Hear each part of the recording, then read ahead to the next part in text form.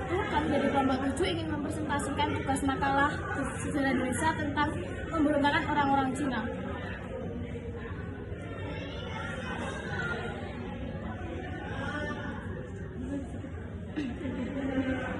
Bab 1 pendahuluan. A. Latar belakang.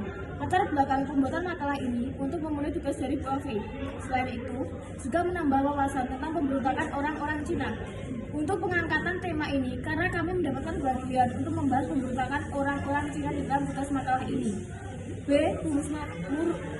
Rumusan masalah. A. Apa latar belakang pemberontakan orang-orang Cina? B. Bagaimana kronologi pemberontakan orang-orang Cina? C. Apa dampak yang disebabkan oleh pemberontakan orang-orang Cina? C. Tujuan pembuatan makalah ini untuk menjelaskan dan mengetahui latar belakang pemberontakan orang-orang Cina, kronologi pemberontakan, dan dampak dari pemberontakan. Bab 2 pembahasan. 1. Latar belakang terjadinya pemberontakan orang-orang Cina. Latar belakang pemberontakan orang-orang Cina diawali ketika masa perkembangan kerajaan Hindu, Buddha dan Islam. Banyak pedagang Cina yang tinggal di daerah pesisir yang kemudian menikah dengan penduduk Jawa, khususnya Batavia. Pada masa pemerintahan VOC di Batavia, VOC mendatangkan banyak orang Cina datang ke Jawa dengan tujuan mendukung kemajuan perekonomian serta keamanan kota Batavia dan sekitarnya. Ternyata, kota Batavia menjadi daya tarik bagi orang-orang Cina miskin untuk mengadu nasib. Bahkan ada yang menjadi pengemis atau pencuri.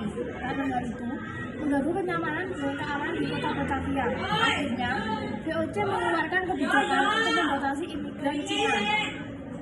Kebijakan itu berisi bahwa setiap orang Cina yang tinggal di Batavia harus memiliki surat izin bermukim yang disebut permisi brevis atau surat pas.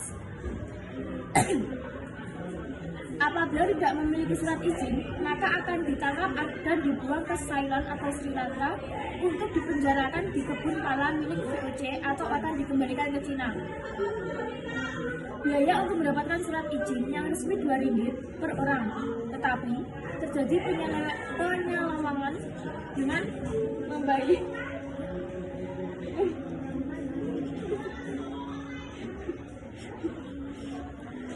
lebih mahal, sehingga banyak orang Cina tidak mampu memiliki surat izin tersebut dan akhirnya ditangkap oleh VOC.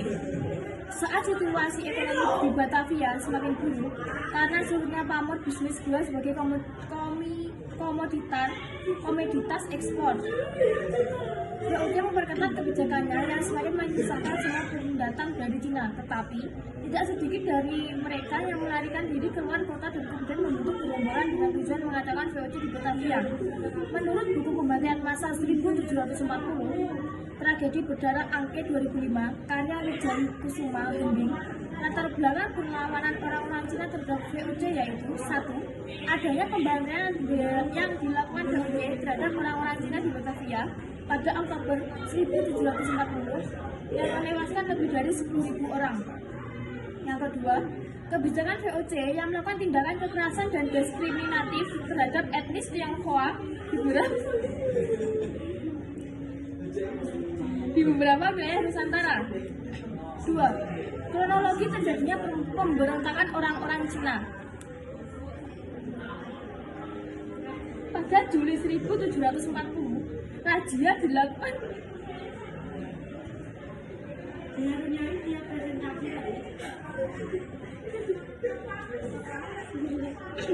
untuk menangkap orang-orang Cina yang dipandang mencurigakan dan membahayakan keamanan publik. Pada September 1740, lebih dari 1.000 orang Cina berkumpul di pabrik gula Gandaria atau kini kawasan Jakarta Selatan. Di bawah pimpinan Kapitan Sepanjang. Kemudian pada tanggal 7 Oktober 1740, orang-orang Cina mulai berani menyerang pos-pos VOC di berbagai titik hingga menewaskan 16 serdadu Belanda. VOC segera merespon pemberontakan itu dengan tindakan represif lainnya, yakni memperlakukan jam malam, melarang penggunaan lampu, serta mencuri senjata yang dimiliki etnis Tionghoa. Siapapun yang menolak atau melawan, maka akan langsung ditembak mati oleh tentara VOC. Pada 9 Oktober 1740, VOC mulai menangkapi orang-orang Cina di Batavia. Kepanikan pun melanda saat muncul desas-desus bahwa orang yang ditangkap akan dibuang di laut. Karena gagal menguasai keadaan, VOC lantas menggeledah kediaman Tionghoa untuk mencari senjata dan menjarah harta bendanya. Setelah itu, rumah-rumah mereka dibakar.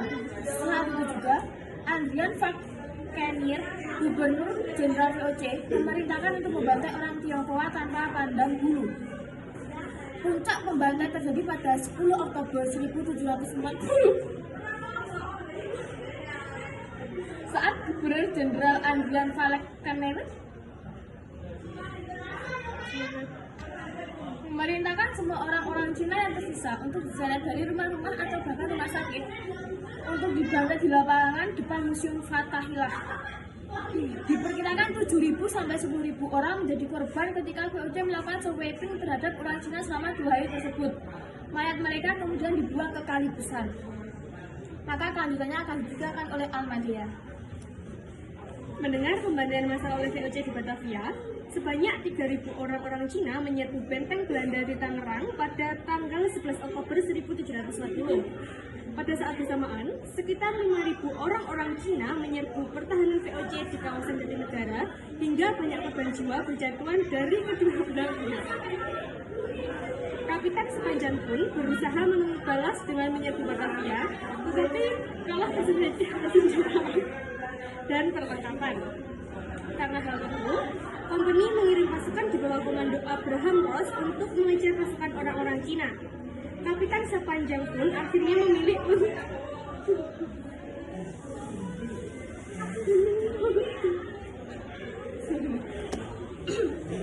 karena hal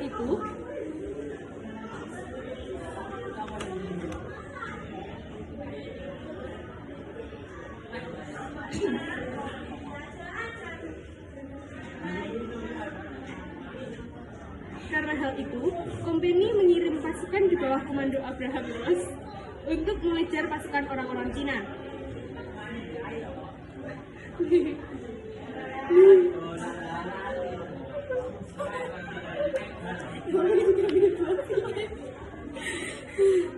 Ambil buafi. Iya loh, Bu. Karena hal itu, kompeni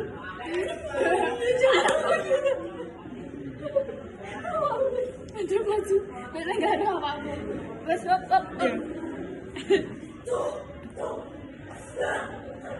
Gak boleh kasar.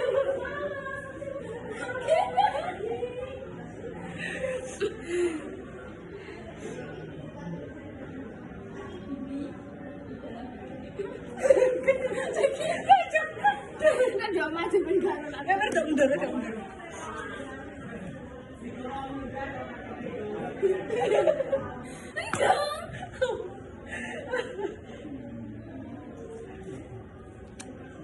Karena hal itu, kompeni mengirim pasukan di bawah komando Abraham Ross untuk mengejar pasukan orang-orang Cina. Kapitan Sepanjang pun akhirnya memilih untuk menyingkir ke wilayah Kerajaan Mataram. Pada Oktober 1740, pengungsi Tionghoa yang lolos dari pembantaian Batavia tiba di Lasem. Mereka ditolong putra mantan Bupati Lasem, yaitu Raden Panji Margana, dan Bupati Lasem baru Tumenggung Wijaningrat atau bisa disebut dengan Hoi Ingkia.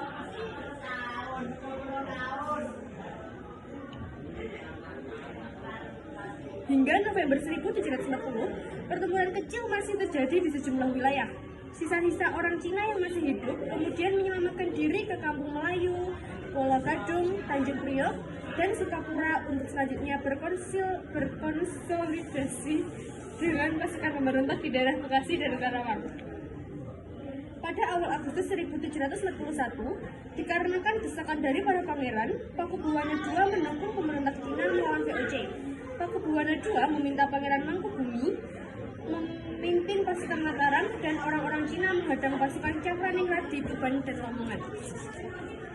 Pada 10 Agustus 1741, pasukan Mataram dan orang Cina menyerang di area Benteng Kertasura sehingga banyak korban yang berjatuhan. Benteng Kertasura pun dapat direbut karena penyerangan tersebut.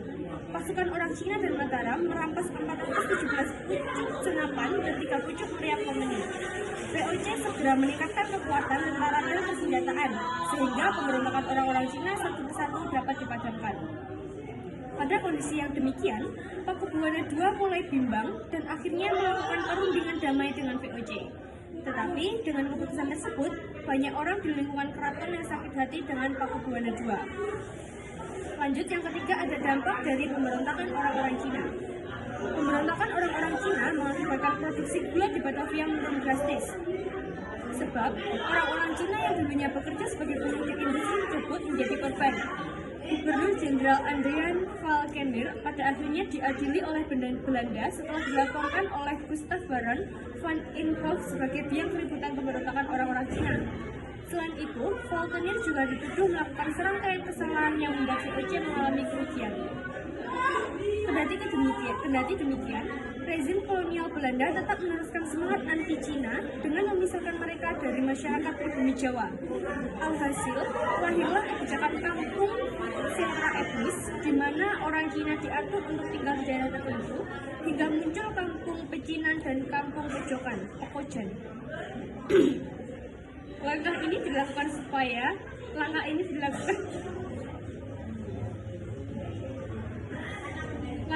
dilakukan sebagai upaya mengendalikan aktivitas ekonomi orang Cina agar tidak dapat berkembang menandingi VOC. Kebijakan pemerintah kolonial saat itu seolah menempatkan orang Cina sebagai pihak yang paling diintimidasi. Oleh karena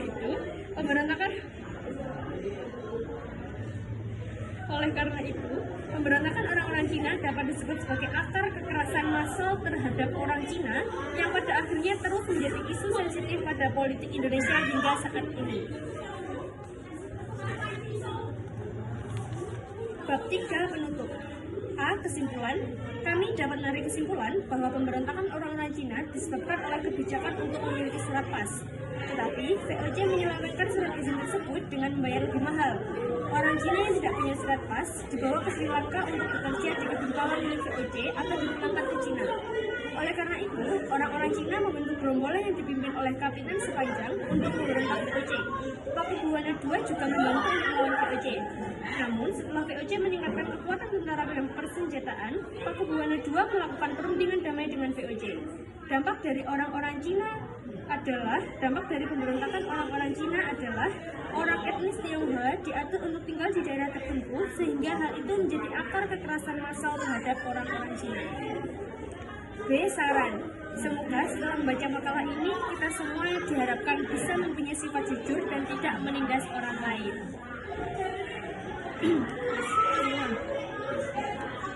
Sekian presentasi dari kelompok kami. Bila ada salah kata mohon maaf. Wassalamualaikum warahmatullahi wabarakatuh.